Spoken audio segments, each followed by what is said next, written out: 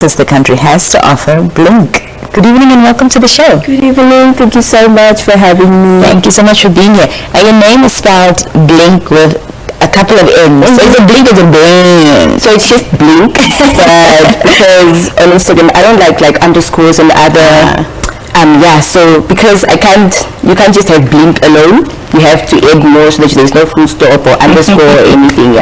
Okay. Well, of course, some of us might know you as a TikTok sensation because you dance and post your videos up on TikTok. But for somebody who's now being introduced to you for the first time, tell us a bit, about yourself and how your love for dancing started.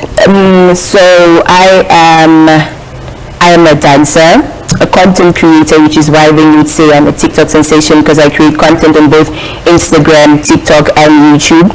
I'm also a student leader, currently in SRC at NAST. My love for dancing started off when I was very young. I remember when I was grade 1, I was part of this dancing group thing. That was part of the primary school, and I was one of the youngest kids there that was dancing. So ever since then, I've been dancing. In high school, I've been dancing, then coming to varsity also. So it's something that I've always enjoyed doing also before actually going to school. All right. Like music, dancing, of course, also has, different styles, forms, or genres. So talk to us about what's your favorite. My favorite, I would say, is Amapiano, but also because I was a dance instructor, so I do have the privilege of having performed other genres as well, such as be it hip-hop or pantsula or so. But I would say my favorite so far, especially the one that's making the rounds, is definitely Amapiano. Yeah. How do you find the time? Because creating content is it's quite a lot of work and effort that goes into it. And of course, as you mentioned, you're also students and others. So how do you make the time for all of it? I think it's a matter of prioritizing and also just planning, because also for me the thing is things like dancing and YouTube, those are things that you enjoy doing when you have free time basically. But then one is also able to see that what is most important, my education. So I'm able to do my academics and ensuring that whatever else I do is not coming in the way of my schoolwork. So it's just a matter of planning, prioritizing which comes first, and when I'm free doing nothing, that's when I can go create content or so. Yeah. Do you plan on taking dancing up full time in the long term? And is it even feasible to have dancing as a full-time career in Namibia? I think full-time maybe yes, but not in Namibia. Because if I have to be honest, the only person who I know is doing something when it comes to dancing, like their life revolves around dancing, is Trixie Munyama. She's a choreographer. But other than that, it's not something where you can say, this is where I'm getting money to buy bread or to pay the bills or so. It's really just more of like another source of income, something on the side, but not something that you're to live on or so. Because also the issue is that people don't necessarily appreciate or value dancers. So now when they don't appreciate and value you, they're not going to pay you what you earn or deserve, and then you're not able to live mainly just on dancing. Yeah, right. You've also, of course, danced for a lot of Namibia's top artists, such as Top Cherry and Manebe. Talk to us about those experiences and how something like that would add positively to your portfolio. Dancing with Top Cherry was actually like my first stage performance experience. So for me, that was the thing is, dancing with her, I've also learned that when it comes to other dancers dancing for artists, it was a thing of you're mainly just a dancer. So even if you go to a show or something, it's the artist in VIP and you guys are in general. But working with Top Cherry was a thing of we're a family, and even when you're coming to rehearsals, it's a thing of you're being catered for, something to wear when we do go perform. It was a thing of it's not just you as a backup dancer, you're not just there to dance, but also it was the fact that they are able to value and understand that their set is more powerful and more beautiful when you do have dancers and they actually appreciate and value you. So I think for me, it was a thing of I'm grateful to have that as my first stage experience, other than experiencing what other dancers had to go through, unfortunately, but for them, amazing. Yeah. I know, like you mentioned, in Namibia, taking it up as a full-time career would probably not be the best thing to do. But I do know that internationally, when you look at backup dancers for international artists, there are dancers who work towards becoming a Beyonce backup artist. They work towards becoming a backup artist, a backup dancer for Chris Brown. If you had the opportunity to work with international artists, who are some of these artists that you feel would suit your sort of dance style and you would want to have a collaboration with? At the moment, also based on what I dance to, I would say artists such as Kamampela. She is somebody who just started off dancing on Instagram just like I am. And then after that she started doing music. So it's a thing of like now she does dance and do music, and that's how she earns her income. So I think that's somebody I would love to work with, just because her story is kind of similar to mine. Right. What are you studying, by the way? Health informatics. Make that make sense. I actually wanted to study media, but then I had a bursary and they don't cater for part-time studies basically, so you had to do a full-time thing, and that was the one thing that was available. So I was like, okay, cool, I'll do it.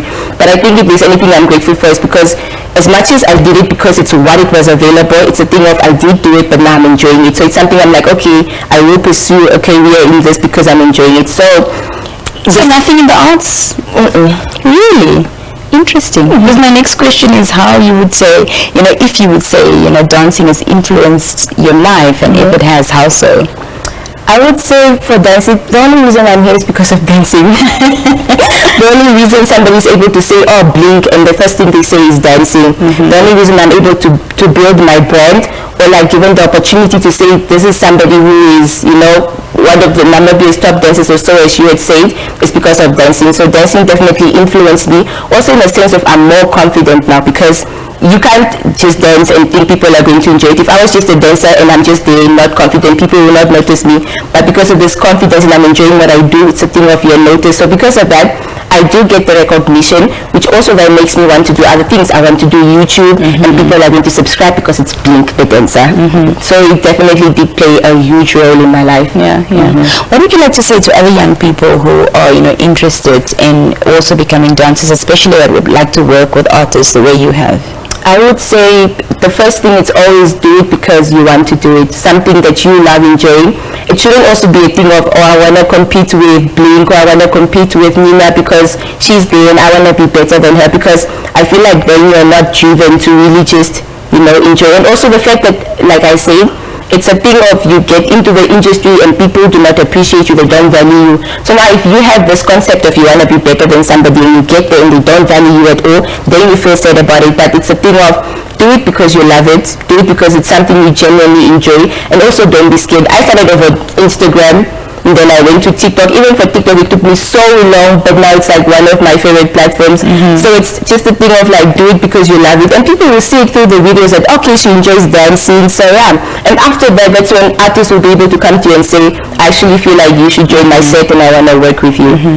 Fantastic. What are your social media handles? Because I want to go have a look-see later on. So my Instagram is Blinnnnk. Yes, my Instagram is Blinnnnk. My TikTok is Blinnkies, and then my YouTube is Blinnnnk as well. Fantastic. So the only difference is the double N's, those N's that you spoke about. Thank you so much for being here this evening, and all the best with your future plans, whether in health, whether in media, whether in the arts. Thank you so much for having me. That also brings us to the end of tonight's show. We'll see you tomorrow right here on NBC 1 at 6 sharp. It's a date. We'll see you then. Good night.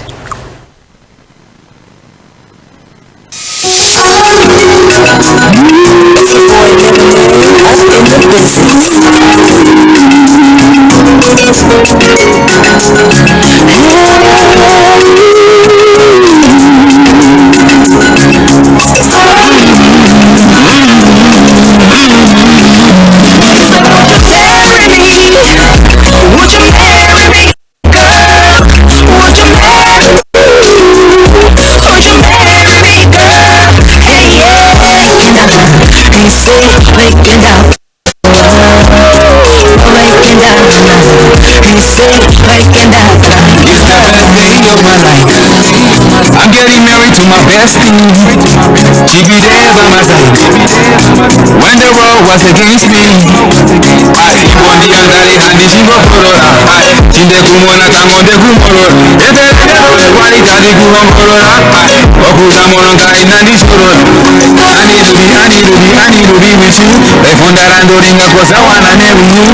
Very true, that will be very cool. Me and you by the pool, honeymoon, Malibu. Cause loving you is the only thing I know.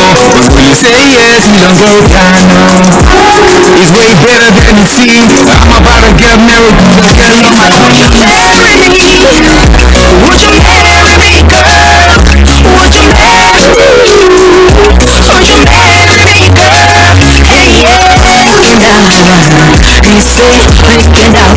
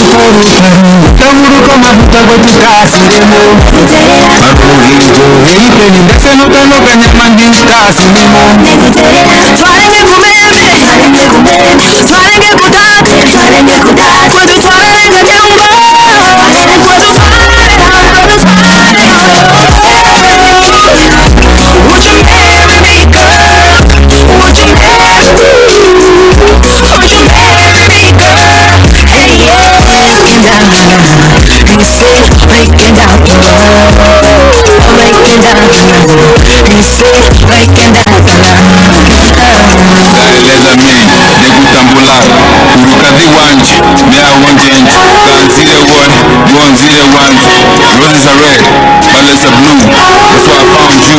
My love for you is true. I'd rather be blind than see life without you. I love you.